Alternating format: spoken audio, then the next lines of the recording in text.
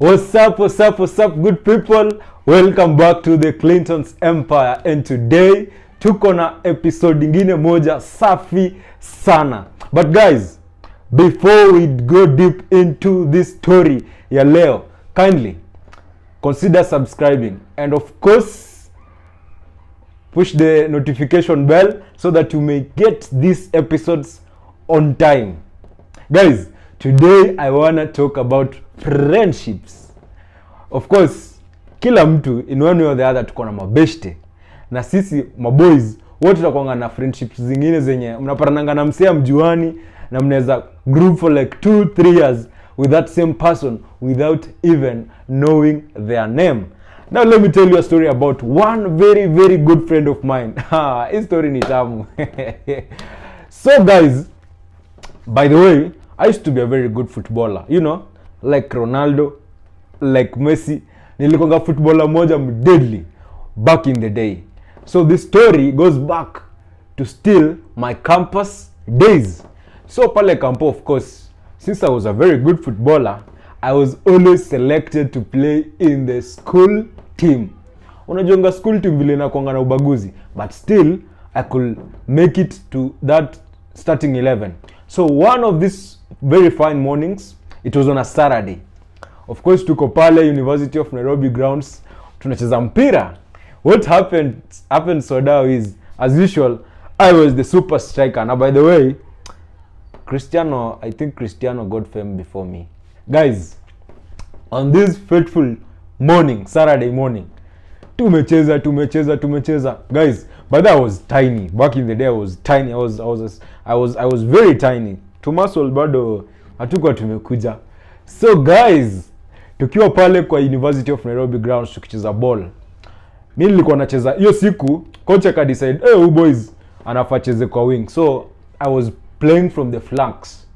So my guys, I'm a speedy, I'm a pacey kind of footballer. So mimi nimepigiwa pasi and then I'm running towards going to pick that ball. Apparently, my guys, one huge gigantic, mnakumbuka zile stories za Primo, giant fulani hivi moja came running towards me to take that ball. Unfortunately, msali nipiga kumbo, you know, like it was shoulder to shoulder, but alinitupa place yenye I don't know ilikuwa ni centimeters ngapi. Man, me I think nilizima completely. Guys, nilizima. Mkono yangu ilifura like I don't know, sijui kama wanasemanga ni kufura kama nini, but my hand really got hurt. So what happened was, mpira ikasimama and then I was rushed to the school dispensary. Wakanidunga masindano, you know, titit ya matako kidogo pale, and then wakapunguza hiyo makali. So what happened the next thing was, because in the school dispensary they couldn't like administer and pig x-ray because of the facilities. They had to put me in an ambulance and take me to Kenyatta National Hospital. By the way, I don't remember kama nishaienda OC. Vile niko maybe nikiwa mtoi, of course, but at my adulthood sikuanga nimekanyaga kwa hospitali, and this time I'm in an ambulance. Unakumbuka vile ambulance zikitoka kwa baro vile wase ushtuka like nini imehappen. So they took me with few of my teammates to Kenyatta National Hospital. So guys, pale Kenyatta naingia hapo, wananipiga ma x-ray nini. So wananitibu, they wrap me, they put a bandage on my hand, and of course they discharged me at around 1 a.m. So guys, kama hauja watch previous episode, nilikuwa nimesema I used to live in the famous South B. So my guys, ambulance imetuchukua tena kutoka Kenyatta National Hospital, imeturudisha, drop tao because I had to go home. Nilidischarge after like 5-6 hours, so I had to go back home. So tumefika tao, it's 1 a.m. Maze mimi mkono imerapiwa. There's no way I can go back home with that hand. So kesho nitaingia Jedaro. What will happen? Tena jara niweze kufua because my guys, I'm hurt. Mkono imeumia. So kufika tao, my boys wa school team, some of them I remember some few names. Kulikuwa na Maxwell, kulikuwa na one of the now the reason of this story, and it was Joseph Adero was there, and then there were some other guys who of course I can't really remember their names. Tukafika pale tao, and then now the boys start asking themselves, nani anaishi hostel hapa anawezana na Clinton? Nani anaishi hapa around mwenye anawezana na Clinton? Because hawezi enda home akiwa hivi, so that kesho anaweza enda ajipange ajue vile anatafuta. They asked me nilikuwa naishi na nani. Of course I used to live alone at that time. So my guys, one short and very very dark guy says, you know what, mimi tena na umse Buddha, I didn't know this guy. Tuko tunajuana vifiti, tuko like we did not like connected that much, apart from us being like in the same school team. So what happens is the guy texts me. He had a small crib, so you know those small student cribs at Ngara. Alikuwa anaishi kwa one of the small cribs uko Ngara ya tofali, and then imekuwa ma cardboards nini. So the guy texts me to his house. My friends, remember this guy, yes we've met, yes we've had a conversation, but I don't know this guy that much. But wadau, this guy took me in like a bro. This guy took me in like bro wake. You know what this guy did for the next 1 month? Mimi nilikuwa naishi kwa Jose. Umsana nifulia, umsana nipikia, umsana nifanya like literally everything. So guys, umsali ni inspire sana, and that is why today I'm gonna tell you about my friendship with one of my very good friends, Joseph Adero. So guys, of course nimekaa pale kwake for 1 month. Mimi natokea kwake naingia shule. Of course I'm still bandaged. Natokea kwake naingia shule, when I come back umsana nifulia nini mango zangu kiasi, because I had to go and pick my clothes. Nikaikae naye for the next like a month ndio ni heal fiti, ndio nirudi sasa kwangu kama niko stable. So my guys, this guy went to be one of my best friends in campus. That is how we met with this guy. But after like a few weeks nilikuwa nishapona, and by the way nilikuwa nirudi huko Kenyatta National Hospital kufanywa vitu zinaitwa checkups. But apparently I didn't go back there. I remember one of these fine days I went back home, of course my holiday kiasi, na nikajitoanga ile bandage. But back to Nairobi. Now you're friends with this guy. What do? Umse after kukaa kwake for a while, we bonded so much. Like after mimi nimepona, he used to come to my house. And now this is the most interesting part. Guys, pause. So guys, kama hauja subscribe, this is your time. Please subscribe to our YouTube channel. Please get us to 50 subscribers by the end of today. Please get us to 50 subscribers and we will be grateful.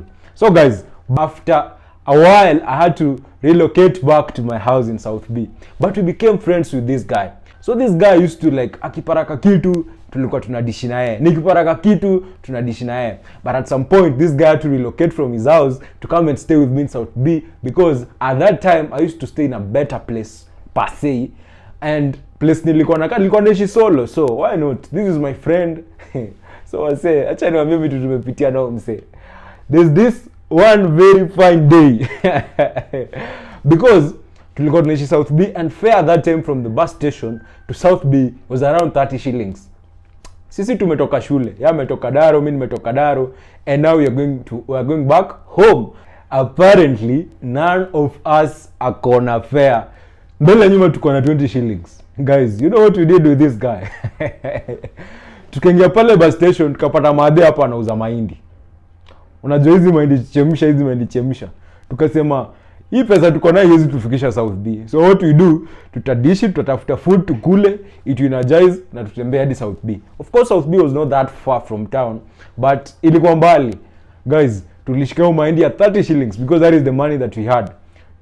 Tukagawana, tukakata nusu na nusu, tukadishi. So after kudishi, sasa ni tupige kagunjia hadi South B. Wadau, kufika mahali panaitwa hapo Tuk. Kama mnajua hiyo njia kwenda South B ya kutembea, kuna bridge hapo, kuna flyover hapo. Ukifika Tuk hapo nyuma una flyover, alafu unaendelea na safari. Tukifika hapo mvua ilianza kunyesha wadau. Mind you, mali tuko hakuna place unaweza kujikinga. Hiyo stretch yote by the way inakuanga ni industrial area, so hakuna place msana anaweza jikinga. Guess what happened, wase? We had to run all the way from Tuk to South B. Tunanyeshewa mse, tunanyeshewa, unakimbia unachoka, unaendelea kukimbia, safari inaendelea kufika South B wakubwa. Sikuwa nimelipa rent by the way. Maadema nilikuwa naishi, landlady ameweka kufuli. What the fuck? Unaweza imagine kufika hiyo disappointment. Umenyeshewa, you are hungry. Unajua, vitabu zimenyeshewa, unafika keji na para keji imetingwa. So guys, of course nilihave kujaribu kuongelesha Maadhe. Alikuwa mama fulani mshosho hivi, so I had to take like a lot of time kumpersuade kunifungulia. Eventually she did. But now I'm telling you my story about me and this guy Joseph because of actually how we met and how our friendship like went by.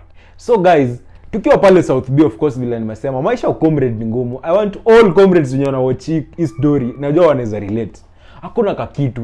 So guys, si mnajua vile kwa kampo, kusota kampo ilikuwa, it was a big deal back in the day. Like making money was not so easy. So I remember this friend of mine, Joseph Adero Rakuom, alinanga tafuta gig mahali. So there were some PhD students who were looking for first years, second years, third years to do them to do research for their thesis papers. So walikuwa wanafanya research. Mi sijadu PhD, so I presume walikuwa wanafanya research fulani ya thesis yao. So guys, Joseph Adero alipata gig. Hii gig tulikuwa tunafaa kufanya nini? Tulikuwa tunafaa tutembe industrial area yote tukifanya research.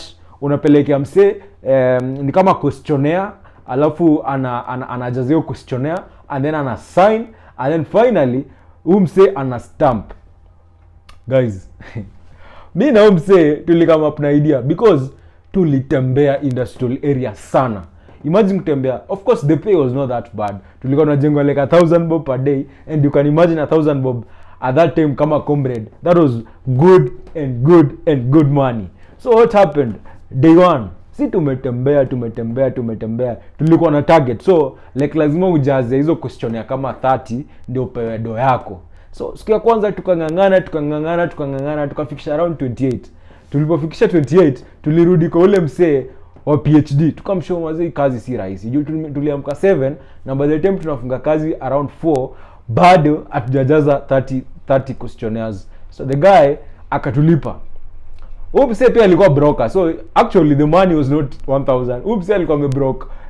The PhD student mwenyewe alikuwa ni mother fulani Mkongo. You get? She was a Congolese woman. Alikuwa anasoma University of Nairobi. So sisi tukapewa kazi na huyo broker. So we are working for this broker and the broker is working for the Congolese. You get me? You feel me guys?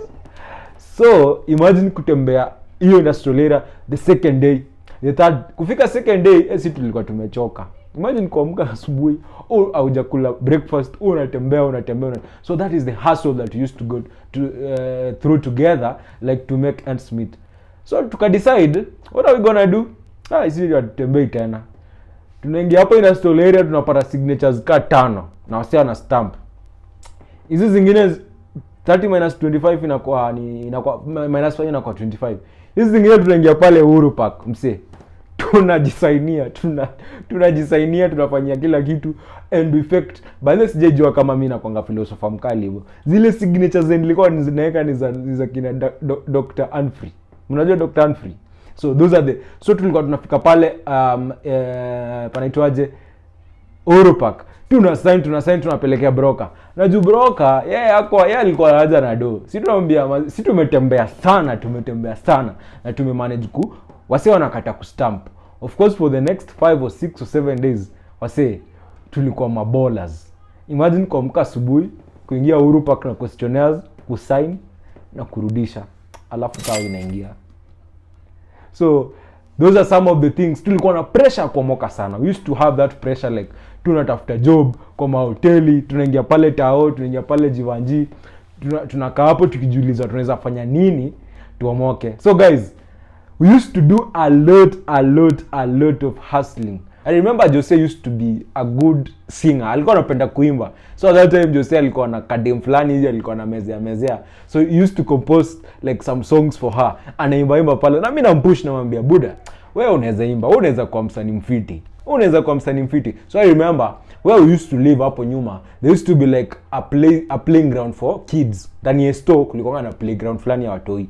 So and there was an old matatu that was in that playground. Nika ilikuwa imechapa, so iko hapo tu ifanyi kazi yote. So we used to actually every morning tulikuwa tunaamka, kama hatuna place ya kwenda, especially on a Saturday ama on a Sunday, tulikuwa tunaingianga hiyo matatu, and then Jose used to sing for me. To sing, not really for me, but used to sing ndio nisikie kama like akona vibes. Guys, we used to spend a lot of time with this guy trying to of course kujenga career yake. And by the way, right now Joseph Adero aka AJ is an accomplished musician. By the way, go watch out for AJ.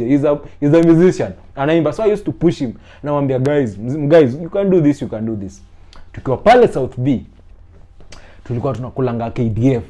Wase, ushekula KDF na ukadozi. Of course, mimi najua makomrade wanaelewa hii story.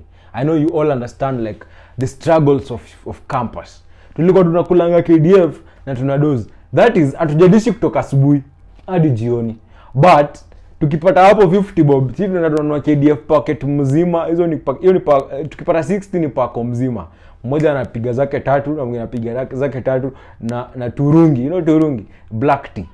Mnapiga inawasukuma hadi the following day. So guys, one day wakubwa, one day Clinton, at that time betting ilikuwa imeanza come through. Unajua kubet ilikuwa imeanza come through. Nakumbuka hii siku vizuri sana. Tulikuwa tumesota. Hatuna ene mbele nyuma, we've got nothing. Sema nothing. So on this very fateful day, Clinton akachukua, nilikuwa nimepata hapo like 50 shillings fulani, sijui niliparanga 50 bob sijui kutoka wapi. Nikasemanga, hii 50 bob hizi tubayane, hatuna unga, hatuna sukari, we don't have anything. So what do we do? Hii 50 bob acha tu nirushe pale kwa bet. My guys, hii 50 bob, do you know how much money hii 50 bob made?